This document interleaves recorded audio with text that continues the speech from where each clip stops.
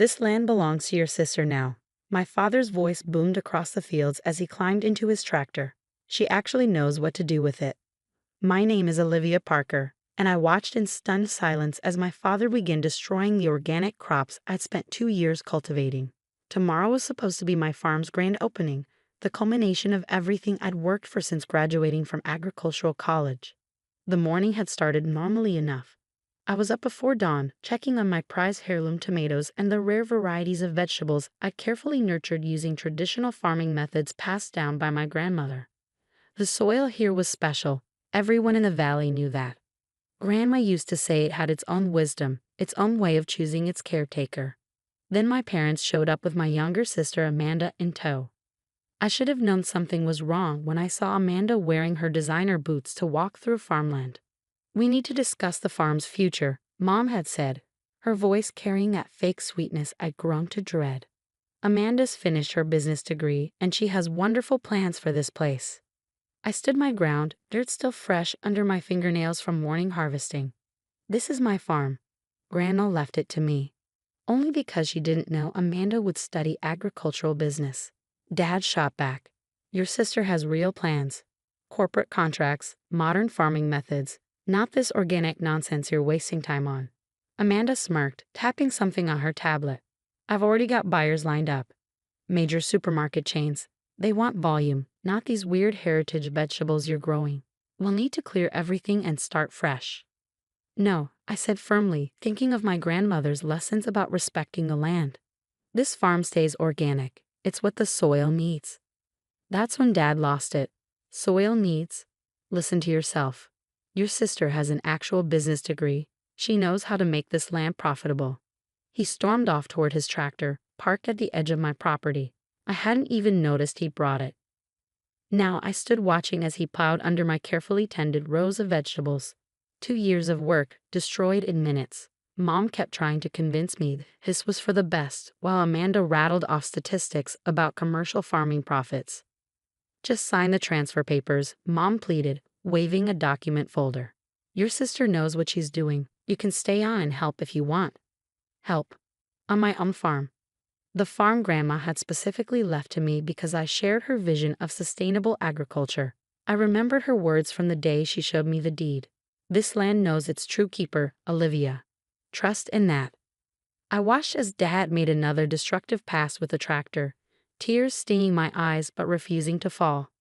The rich, dark soil turned over, exposing its underbelly to the sun. But something caught my eye, a glint of green where the earth had been disturbed. "This is pointless," Amanda declared, checking her perfect manicure.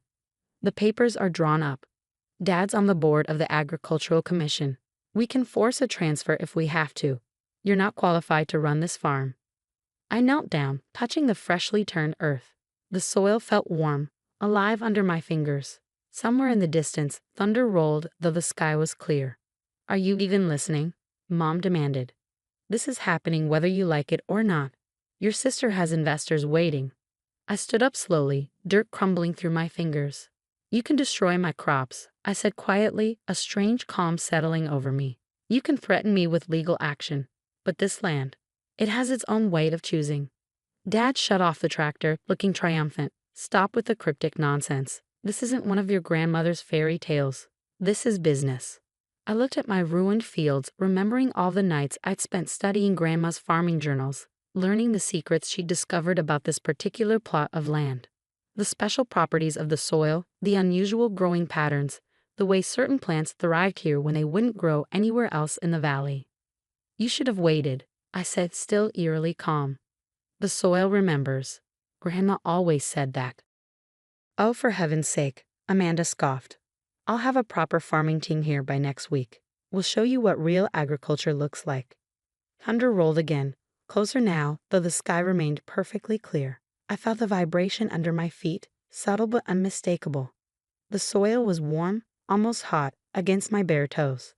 "You've made your point," I said, turning away from my family. "Now please leave. The land needs to rest." "We're not done here," Dad shouted after me. "You will sign those papers." But I was already walking toward my grandmother's old farmhouse, her words echoing in my mind. "The soil chooses its keeper, dear one. and once it chooses, heaven help anyone who tries to interfere. Behind me, I heard my family's angry voices fade, replaced by the sound of wind in the trees and that strange, distant thunder. Tomorrow was supposed to be my grand opening. Instead, my crops lay ruined, turned under by my father's anger and my sister's ambition. But as I reached the porch, I felt another tremor under my feet, and I smiled. Because I knew something they didn't, something Grandma had taught me of the special soil and its mysterious ways of protecting its chosen guardian. The real show hadn't even started yet. 3 days after my father destroyed my crops, something extraordinary began to happen. I woke up to find tiny green shoots pushing through the ravaged soil, not just in a few places, but everywhere the tractor had torn through my fields. These weren't the random weeds my sister Amanda had smugly predicted. These were my heirloom vegetables growing at an impossible rate. "This is impossible," Amanda declared when she showed up with her agricultural expert a week later. "These plants can't be growing already." The soil was completely turned over. I stood at the edge of my field, watching her expensive boots sink into the rich earth. The expert she brought, a man in a crisp suit who'd clearly never worked a day of actual farming in his life, kept consulting his tablet with a bewildered expression. "According to standard growing patterns," he muttered, "these vegetables shouldn't be sprouting for weeks, let alone showing this kind of growth." The tomato plants were already knee-high, their stems thick and healthy. My rare purple carrots were pushing up through the soil, their tops an almost luminescent green. Even my prized heritage corn was returning, stronger than before. "It's this soil," I said simply, kneeling to run my fingers through the dark earth. "It has its own way of doing things." Amanda's face turned red with frustration. "Stop with the mystical farmer act. This is clearly some kind of trick. You must have replanted everything." "With what resources?" I asked calmly. "You've frozen my accounts, remember? Called all my suppliers to cancel my orders?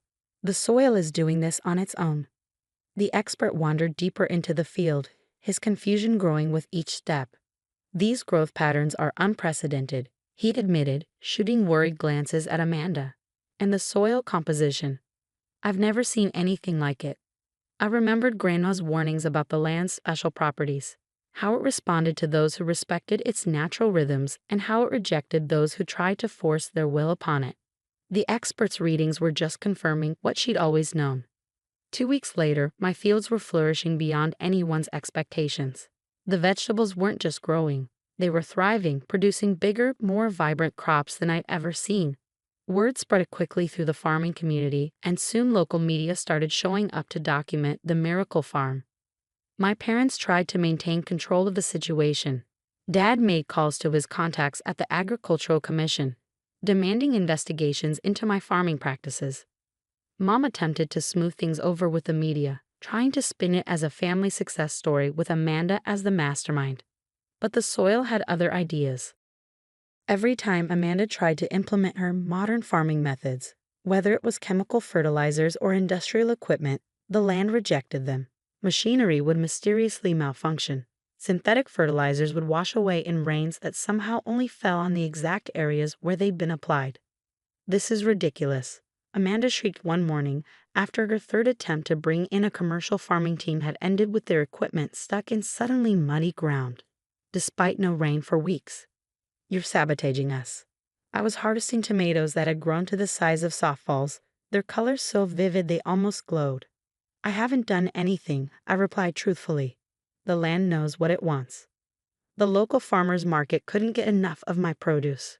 Restaurants in the city started calling, begging for my vegetables. Even organic certification inspectors were amazed by the purity and vitality of my crops.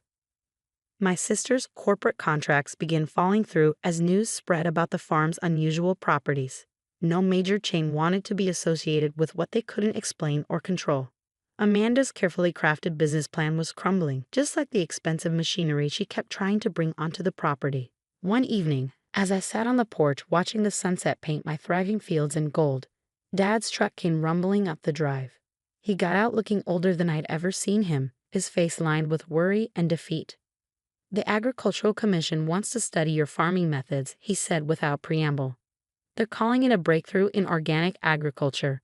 Amanda's investors have all pulled out." I nodded, waiting for him to continue.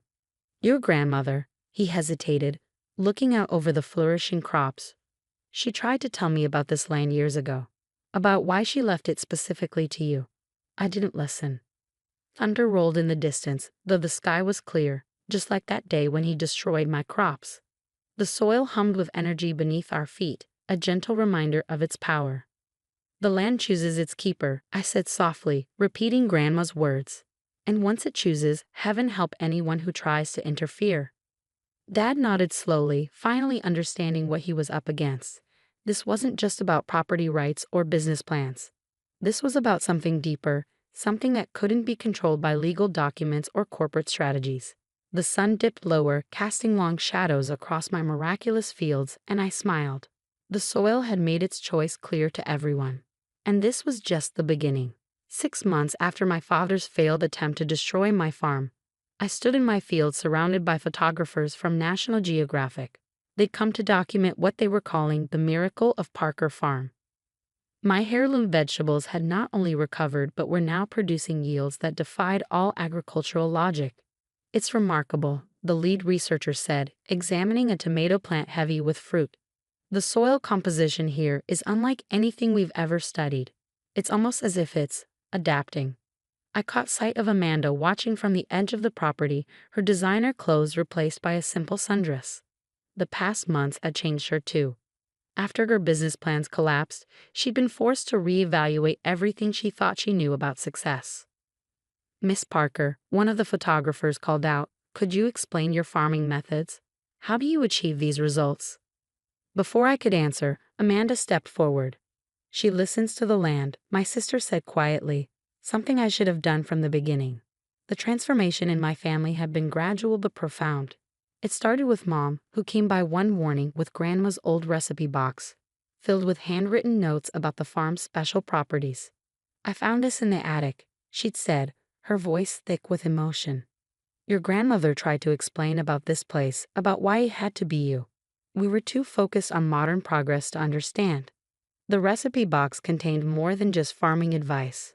Between the pages, Grandma had tucked away newspaper clippings dating back decades, documenting similar miraculous growth patterns on the land, but only under the care of certain family members who followed her traditional methods. Dad took longer to come around. His pride had taken a heavy hit when the Agricultural Commission not only dismissed his complaints but also started using my farm as a case study in sustainable agriculture. But one evening, I found him sitting quietly in Grandma's old rocking chair on the porch. "Your plants," he said, gesturing to the thriving fields, "they're the same varieties your grandmother used to grow, aren't they?" I nodded, settling into the chair beside him. "She used to tell me the soil here was special," he continued, his voice rough with emotion.